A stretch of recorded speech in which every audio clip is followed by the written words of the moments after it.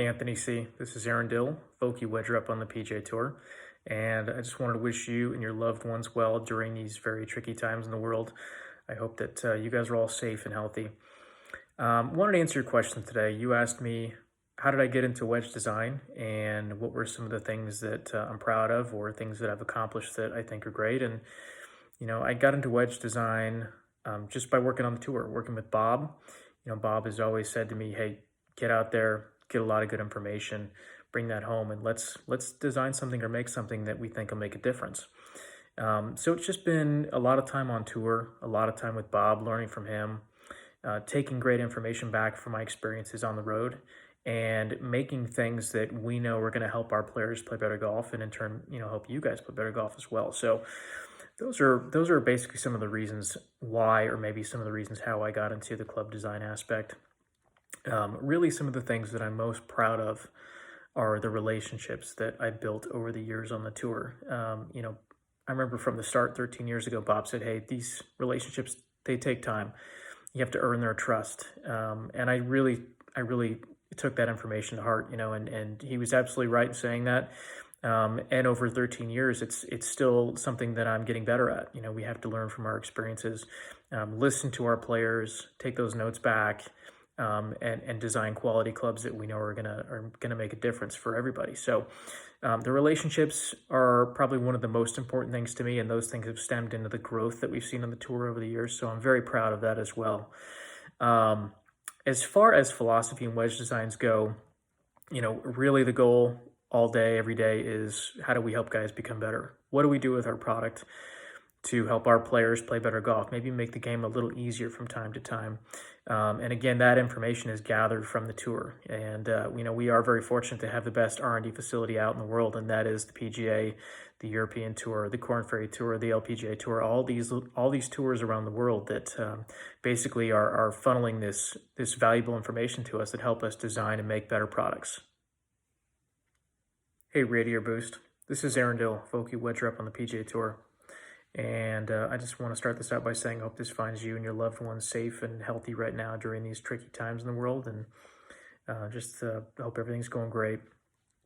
Wanted to answer your question. I think that this is an incredible question to ask, because I think there aren't enough people who play this game of golf who take the time to go out and get a proper fitting, or at least go out and experience and hit all the different grinds and lofts that there is to offer. So I love this question. I think it's great. So I'm going to answer this by saying, first, congrats on getting a fitting.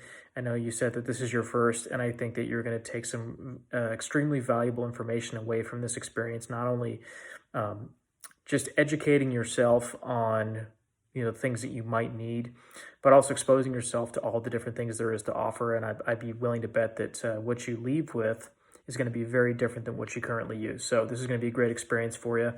Certainly go into it with an open mind. Try and fit yourself, or whoever you're working with, fit you unbiasedly, kind of blindly. Don't let yourself see what you're hitting. That way, when you do finish up the fitting, you have a better idea of what you need without kind of having a preconceived idea of what you want.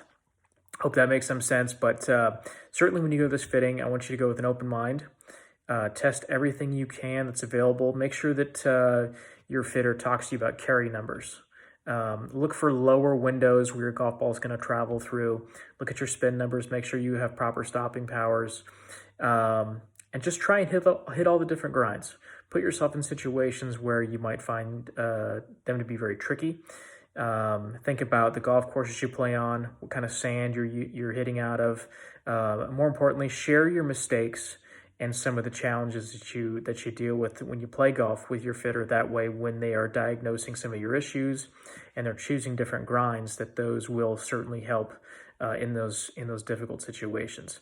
So, go in there, ask a lot of questions, give a lot of feedback, talk about everything you can imagine with your short game, where you struggle, what you do well, what your ball flight's like. Is it high? Is it low? Is it right to left? Share that information with the fitter. Hit everything you can and enjoy that time. And I guarantee you, when you leave, you're going to learn a lot. You're going to leave with things that you didn't think you'd take. And in the end of it, when you've got new tools in your bag that will fit well to you, you're going to love this game a lot more. Hey, Double B21. This is Dill, Vokey Wedge Rep on the PJ Tour, and I hope this finds you and your loved ones safe during these very interesting times in the world.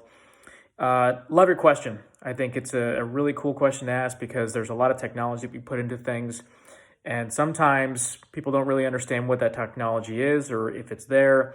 Your question is, let's talk a little bit about these Hosel lengths. Why do we do it? And if you look, I've got two great examples here, a 46 and a 60. And you've got two different Hosel lengths. And the reason why we do this is because we're trying to find a handful of important CG locations that we know benefits you on center hits and, more importantly, off center hits. So there's X and Y, which is up and down the face and side to side. But there's a third location, which is above or in front of the face. And what that basically means is that as a wedge is being constructed, you guys and tour players value a couple different things. Number one, we're trying to reduce this action here, which is where the face opens up, so the dynamic lofting aspect. Number two is face rotation or face closure, right? So we want to have kind of this balance of both. We want to have less of the dynamic lofting, but we also want to have a nice amount of face rotation. And the way we do that is by putting mass in certain places. And sometimes that means that we have to make some of our hosels longer.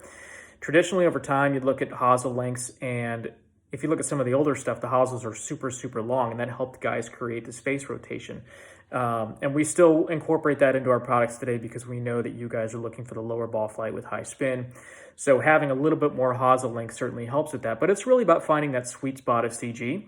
And by having a little bit more length in some of the higher lofts and a little bit less length in some of the lower lofts, we can put mass where you need it and thus make your ball flight better. Hey, Brendan. This is Dill, Vokey Wedge Rep on the PJ Tour. And I hope this finds you and your loved ones well during these crazy times in the world. You had a great question about grooves and what's the direction, how do we do it, what are we thinking about? Everything that we do in our design starts with the tour. The pyramid of influence is a great way for us to study and to test, and our tour players have really, really good insights into feel and performance of what they're trying to achieve from their wedge shots. With that being said, information that we gather from him is basically, hey, we need spin here, we need some spin there. How do we do it? And this comes from a lot of trial and error in just how we design grooves, what we focus on.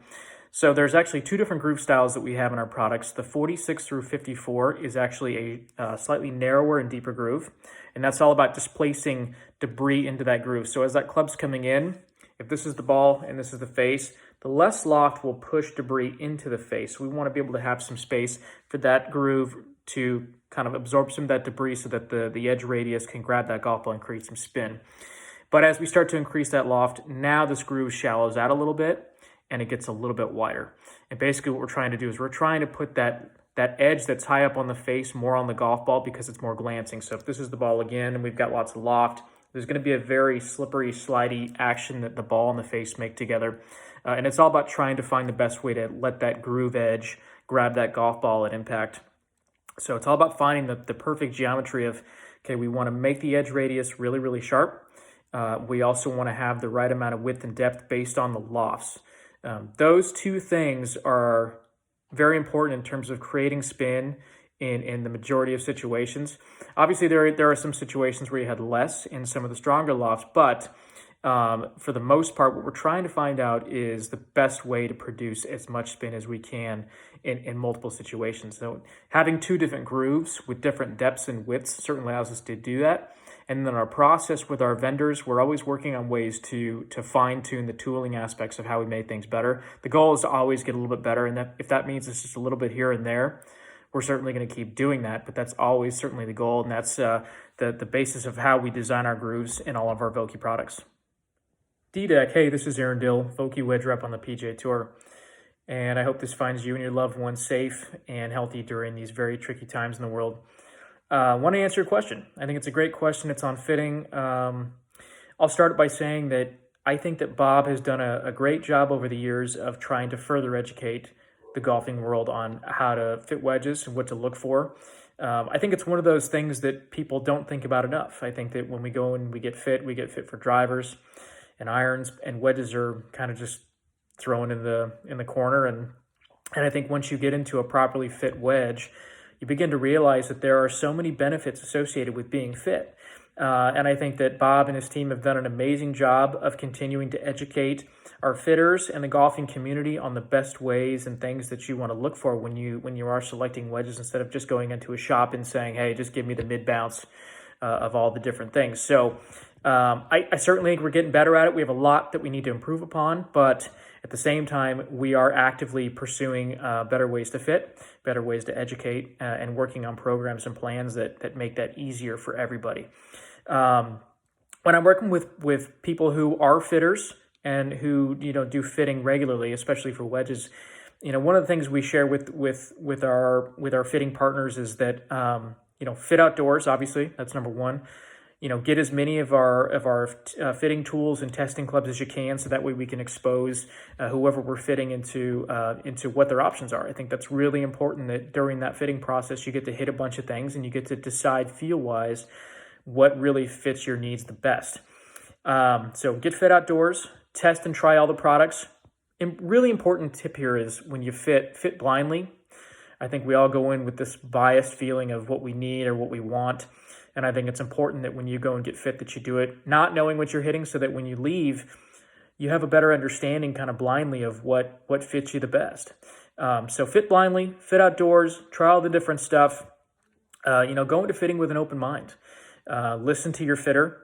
I always tell fitters, kind of think outside the box sometimes. I think it's really easy for us to say, hey, it's really firm here, let's go less bounce, or it's really soft here, let's go more bounce. But I think part of that fitting process is hitting shots and learning and testing and getting a better understanding of what works best for you, because I don't think that there's always a perfect club for everybody based on conditions. I think that part of that process of fitting is hitting shots and learning from that experience. And sometimes, more often than not, we walk away with something that maybe we didn't think we were going to take. So, test blindly, test different things, test outside, open your mind, get creative, think outside the box, and enjoy that experience. And I think that when you do that, when you leave that fitting environment and you take 3 or 4 wedges away from that experience that are properly fit, you're going to play better golf and you're going to have more fun. Hey, this message is for DD Stanford. I'm Aaron Dill, Vokey Wedge Rep on the PGA Tour, and I hope this finds you and your loved ones safe during these tricky times. I wanted to answer your question. I think it's great. I'm not sure where you live in the country, but I think it's really, really important that whatever wedges you choose, that you choose them based on a handful of different reasons. Course conditions play a big part in that. If you're playing in soft conditions, obviously you need to take that into consideration. If you're playing in firm conditions, that applies as well.